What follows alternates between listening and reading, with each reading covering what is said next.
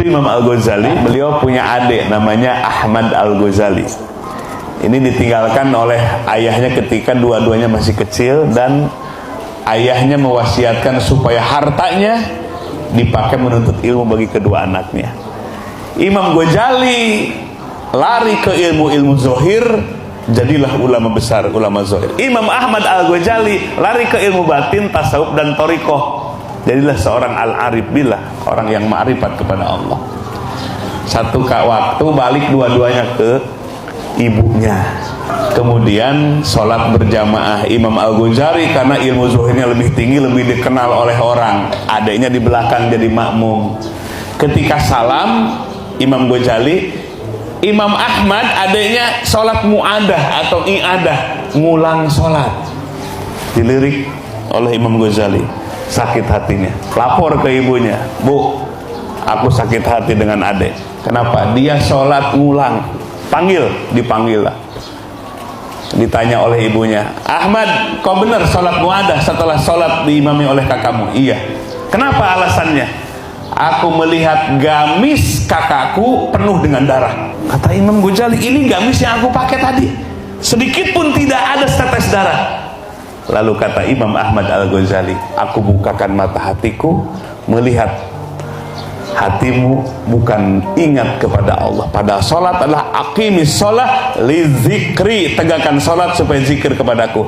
Tapi engkau ingat kitab karangan bab haid yang belum selesai." Nangis Imam Ghazali. Kok tahu dari mana bisa ilmu seperti ini, luar biasa. Nangis Imam Al-Ghazali, tersentuh karena adiknya lebih tinggi ternyata ilmu batinnya. Benar dia ketika sholat bukan zikir kepada Allah, masih ngarang kitab, sehingga diumpamakan gamisnya berdarah karena karangannya bab haid. Hari itu juga, "Wahai adikku, bawa aku ke gurumu, aku ingin menimba ilmu seperti engkau." Dibawalah. Ini di dalam kitab Marokil Ubudiyah yang dikarang oleh Syekh Nawawi Al-Bantani, sejarah ini. Dibawalah Imam Ghazali oleh adanya ke guru mursyidnya. Tapi gini, ternyata gurunya itu tukang sol sepatu. Hirbahnya, asbabnya mencari rezekinya lewat jadi tukang sol sepatu. Subhanallah. Jangan ukur orang dengan profesinya. Ketika Imam Ghazali, "Tolong aku diakui sebagai murid," kata mursyidnya, "Gak bisa jadi muridku begitu saja. Kalau kau ingin jadi muridku, bersihkan rumah halamanku." Dibersihkan Imam Ghazali. Ulama besar Pak, disuruh ngebersih-bersih apa? Halaman rumahnya.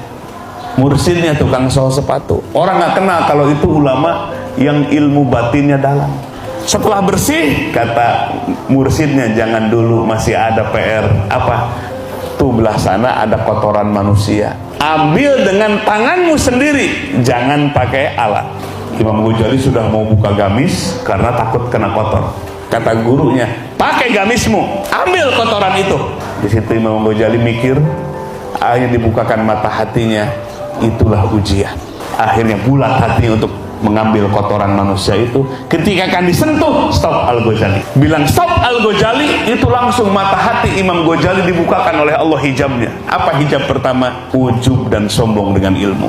Itulah yang menghalangi hatinya tersambung dengan Allah. Jadi walaupun sudah jadi ulama besar, tanpa bertasawuf, maka ilmunya tidak nafi. Akhirnya kata gurunya, "Al-Ghazali, kau pulang sekarang, selesai berguru kepadaku." Dia kumpulkan semua santri-santrinya, dia berkhutbah di hadapan santrinya. "Baru saja aku dapatkan ilmu yang lebih hebat daripada ilmu yang selama ini aku ajarkan kepada kalian. Itulah ilmu hakikat." Maka Imam Al-Ghazali, Bapak Ibu sekalian, nggak palang tanggung. Selesai dari mursyid itu, dibukakan mata hati yang pertama dalam kitab Al-Munqidh Minadh Dhalal, penyelamatan dari kesesatan. Beliau 12 tahun beriadah dan bermujahadah. Salah satunya beliau di negeri Suriah nyamar jadi tukang marbot masjid, tukang ngepel, nyapu, bersih-bersih masjid. Orang orang di situ nggak tahu kalau itu adalah Imam Al-Ghazali. Beliau ingin mengosongkan kalbunya dari hijab penghalang amrod al-qalbiyah, penyakit hati itu. Bukan hanya teori dan ceramah baca kitab atau ngarang kitab, tapi harus terjun, namanya Riyadhah Mujahadah. Itu kalau lagi ngepel, jamaah di situ pada ngobrol, hebat amat ya itu Imam Al-Ghazali, hebat amat. Imam Ghazalinya lagi apa? Lagi ngepel. Imam Ghazali bersihkan hatinya. Malam hari dia naik ke menara, lalu dia ngarang kitab, jadilah kitab Ihya Ulumuddin. Buah dari praktek tazkiyatun nafs, pembersihan hati, membersihkan hati dari keakuan. Salah satunya adalah ilmu dan amal. Nah, maka akhirnya Imam Al-Ghazali sukses, pakar di bidang ilmu tasawuf. Maka bangkitnya Islam akhir zaman adalah ketika umat ini mau mereguk kembali, memegang kembali mutiara Islam, ruh Islam, jauharul Islam. Itulah ilmu tasawuf yang hakiki, tasawuf berdasarkan Quran dan Sunnah yang dipahami oleh para ulama. Maka akan bangkit umat ini. Maka Ihya Ulumuddin ini membangkitkan ilmu yang ilmunya terputus menjadi tersambung kembali kepada Allah dengan ilmu, jadi tercerahkan dengan ilmu, menjadi semangat beribadah. Itulah Nabi beristiadah, berlindung kepada Allah min ilmin la yanfa, dari ilmu yang tidak bermanfaat.